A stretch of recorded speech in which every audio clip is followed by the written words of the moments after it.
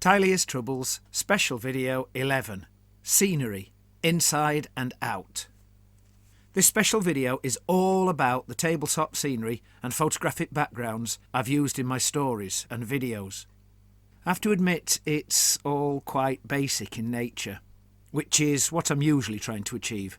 I want generic looking pieces that can be used in multiple picture backgrounds.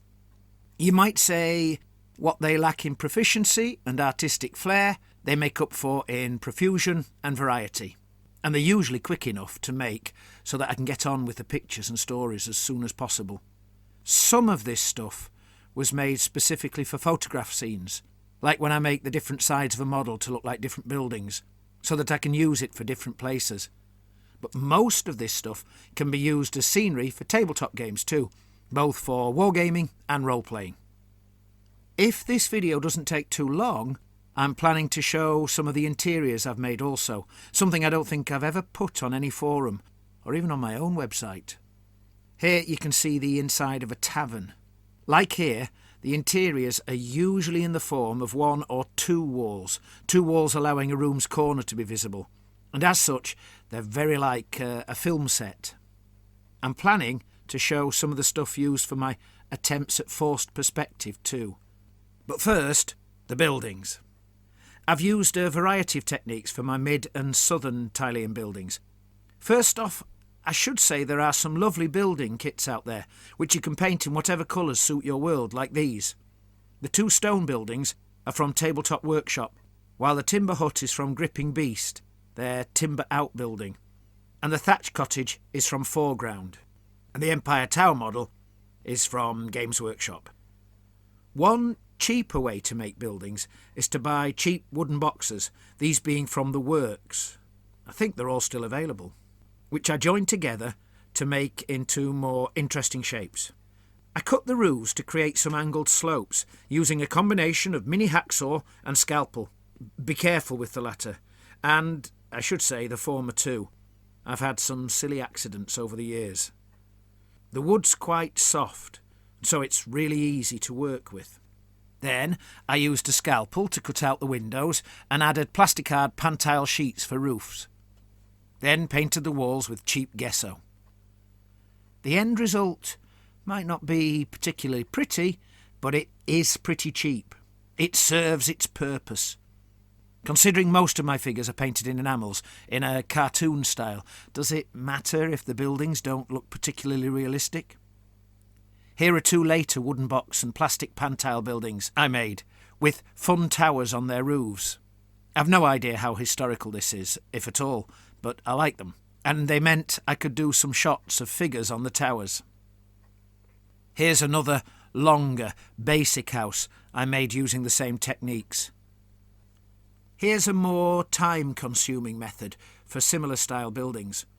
I used a cardboard box as an internal framework, added textured, stone effect plasticard walls and a pan-tile roof, milli-putted the ridge tiles and cornerstones, and used plasticard to make the window frames. I used the same method on another building seen here. I was trying to make them match the resin tower in this pic from Hovel Miniatures, being their 25mm scale tower for Spanish Church. The bridge is a hard plastic kit from Warlord Games. Here you can see some of the aforementioned completed, while others, including a plasticard one I scratch built and another Hovel Miniatures Spanish building, are still works in progress. This is another detached house I kit bashed up from some very old 1970s toy castle sections and some not particularly convincing roof sheets.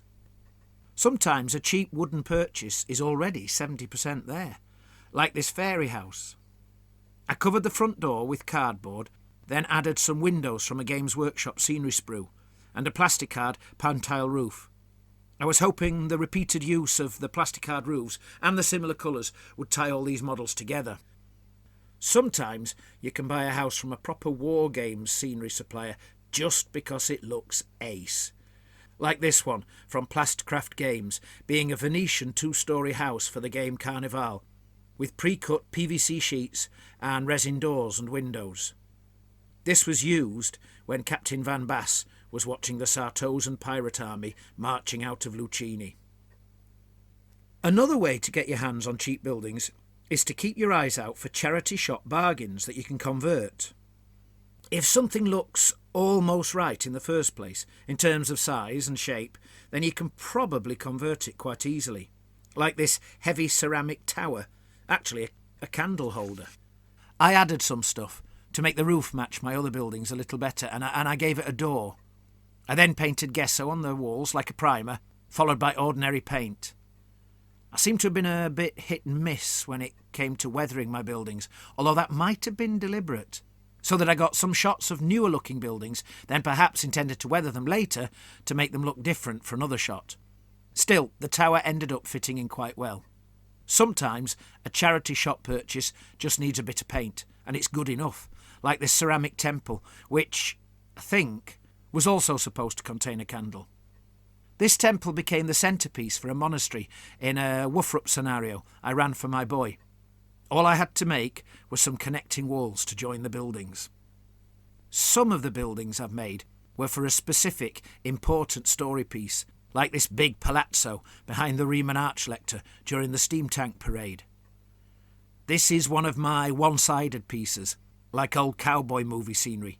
I never intended the rear to be seen, and I wasn't going to use this model for tabletop battle scenery.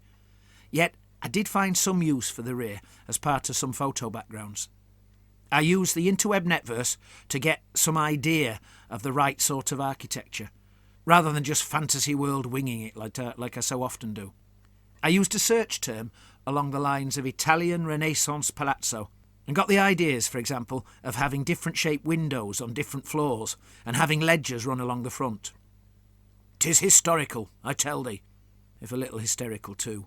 It's also a little bit too small for 28mm figures, but I failed to notice this until too late in the process. To make it, I used a whisky box. Glenfiddich used to be my favourite, but now I stick to beer.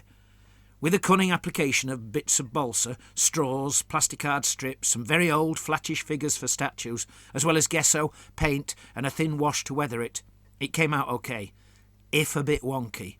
And I remember trying so hard to get the windows exactly in line. Obviously not hard enough. Here's a ruin that featured in an early piece about Kernag's goblins, with one of my favourite unit fillers, Mig the Ratter. I used an already painted railway modeller's ruin, being the Hornby R8699 ruined castle tower, which was simply a hollow, square, partially collapsed stone keep. I added a partially burned timber floor, actually burning the lollipop sticks with a candle flame to get the effect. Great fun, but do be careful out there. I am a silly man with silly ideas, and I wouldn't want you copying me. I then made a base for it, to which I added lots of rubble, both inside and out. For authenticity's sake, I used the same candle's flame to scorch some burn marks on the internal walls. With much difficulty, mainly due to never having quite the right tools for the job, I cut through the model to add a ruined door, as well as fashioning up some steps leading up to it. Here it is, in front of my big budget night sky. Black cardboard I painted stars on sometime in 1991 or 1992. You can make use of a whole bunch of things that were never intended for toy soldier scenery. Here I took some plaster of Paris wedding cake decorative columns, broke them in interesting ways and created a ruined temple. Why not? For the wider townscape backgrounds, I needed to think a lot bigger than individual buildings, so I started making whole rows of them, basically street-length sections. Here, I think, is the first row of houses I made, using various cheap wooden boxes, fastened together in various ways, with windows and doors added in a variety of ways too. You can see how I joined them together, with wooden blocks inside to brace some of the connecting walls. And here you can see the front coming together with some plasticard stone effects and corner edges.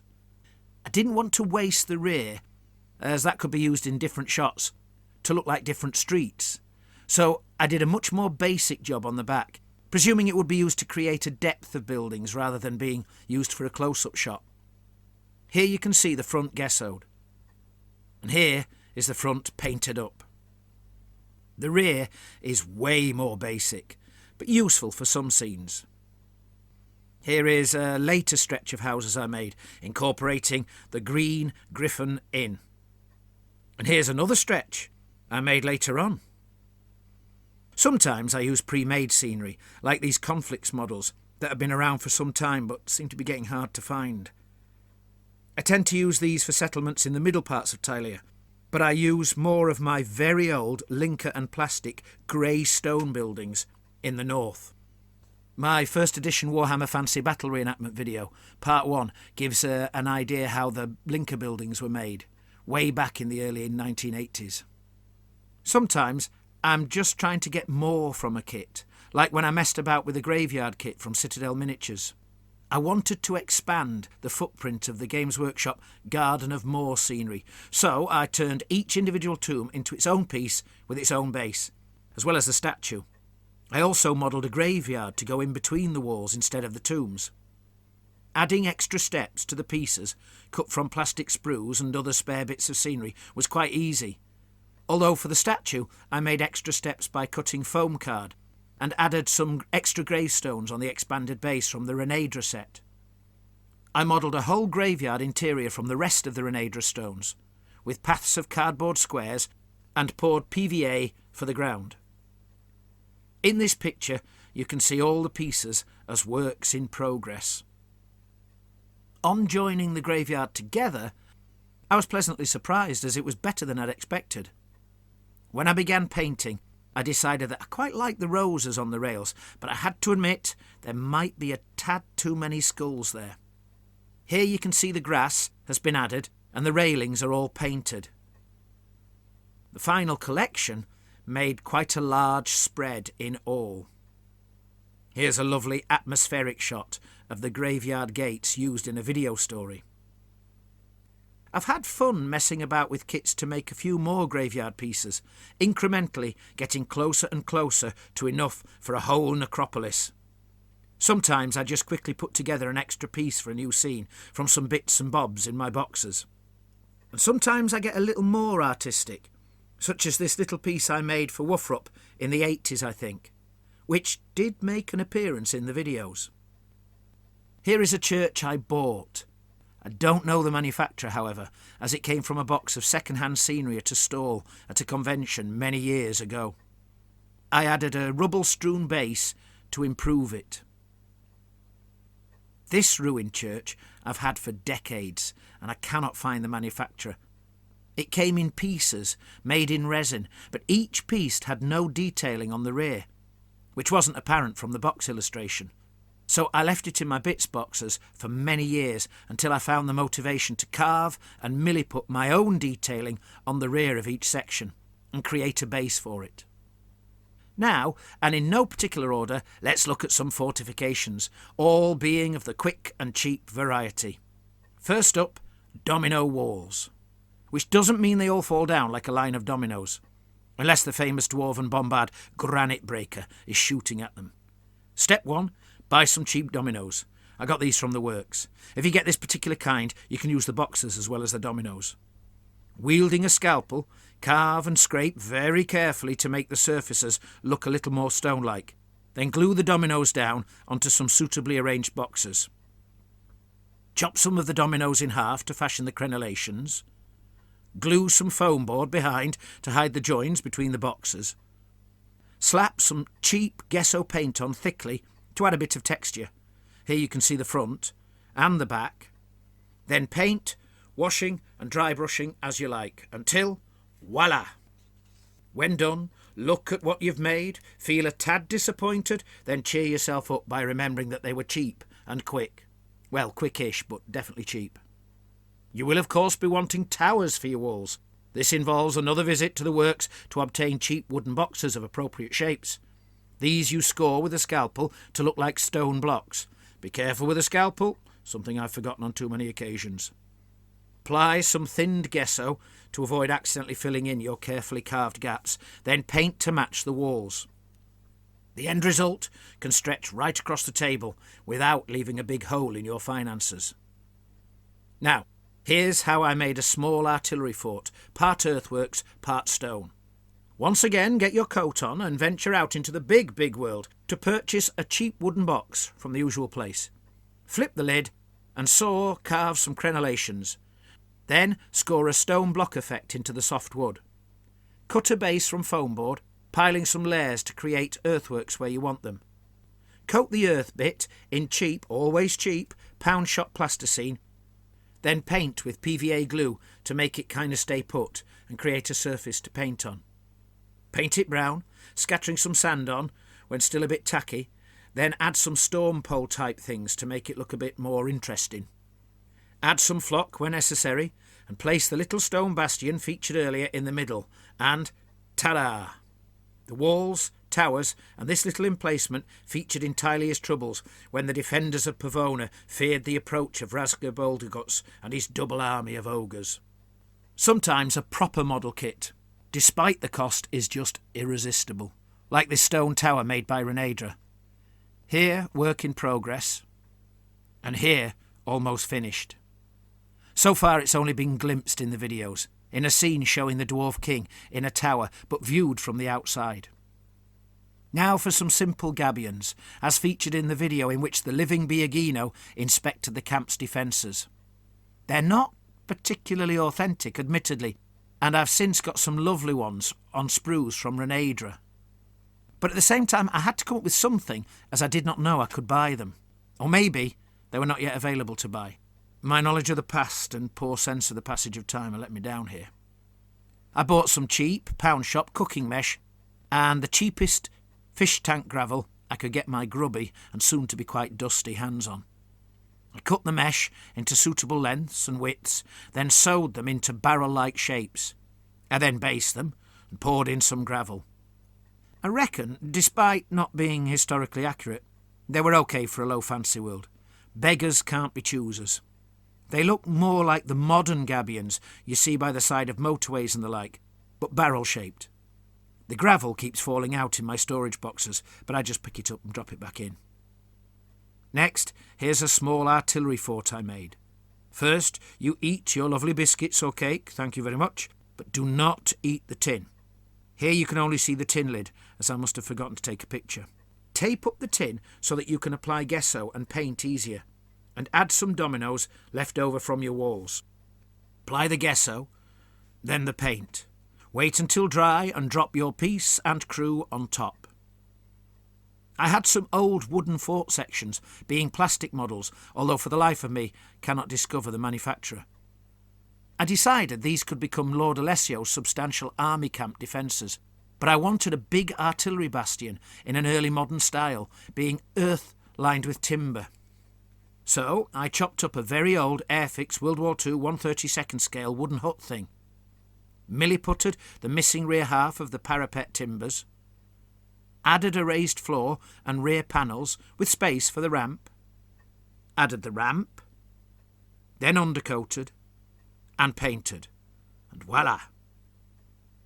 I also had fun making fiddly little connecting bits between the various stretches of the existing defence walls.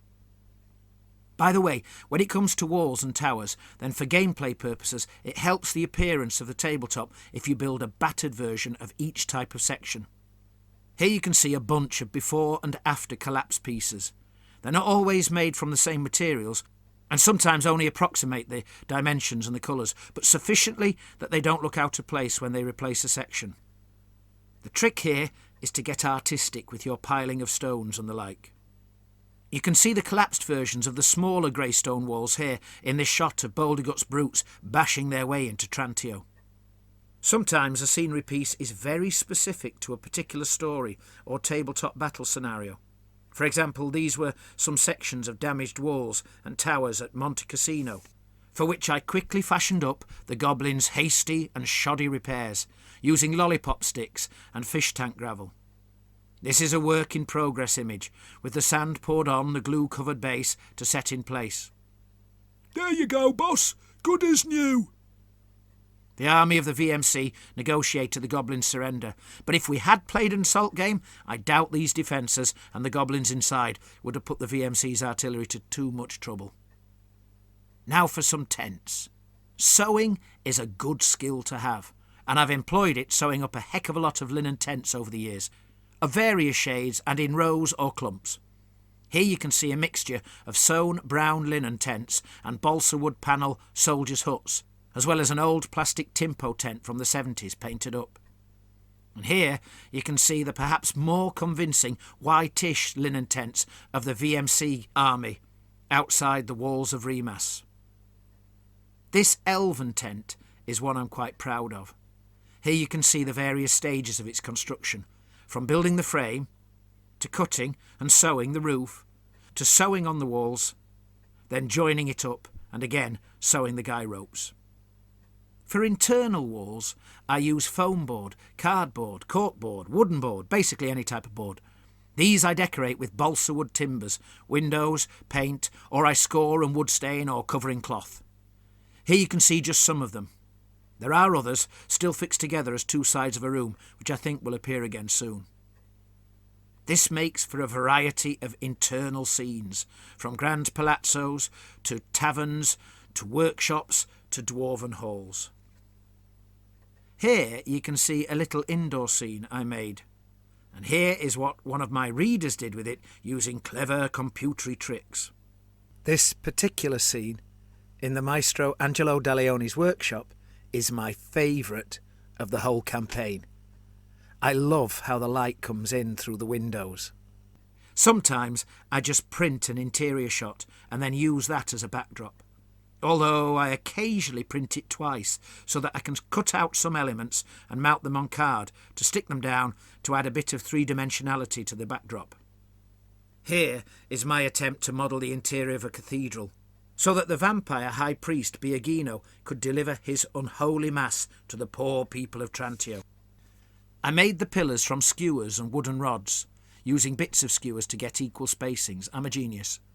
The pews were made of balsa and lollipop sticks. The cathedral walls are from Pegasus Hobbies, their Gothic city building large set. The altar hanging I made out of various bits: balsa, cardboard, wooden skewers, plastic sheet and some linen left over from a waistcoat I once made. Here you can see the bits ready for assembling, to end up with this. The candelabra are from Reaper Miniatures. Not wanting to waste this scenery on only one scene, I got tabletop use out of it by making a roof and then assembling the walls as a building. I've also attempted to do a bit of forced perspective using tiny models. I myself am still not convinced by these at all, but so far I've tried two methods, either making the buildings myself out of little tiny wooden boxes, rather like some of the larger ones, or buying little Milliput-style houses cheap from charity shops and painting them to match each other and my world. Here's how they came out in scenes for the video stories. Like I said, I'm not convinced. The pictures require quite a bit of suspension of disbelief, but hey, the whole series requires that in bucket loads. I hope you enjoyed this longer than expected foray into my big small world. I never say it in the story videos, but if you know some others who would like to watch the tale of Tilea's troubles, please do tell them about it. Oh, and I'm looking forward to your comments on this video. Be gentle, please, as I am aware how everything I have shown could have been improved with more effort, but that would need more time. Time I didn't have if I wanted the campaign to keep moving.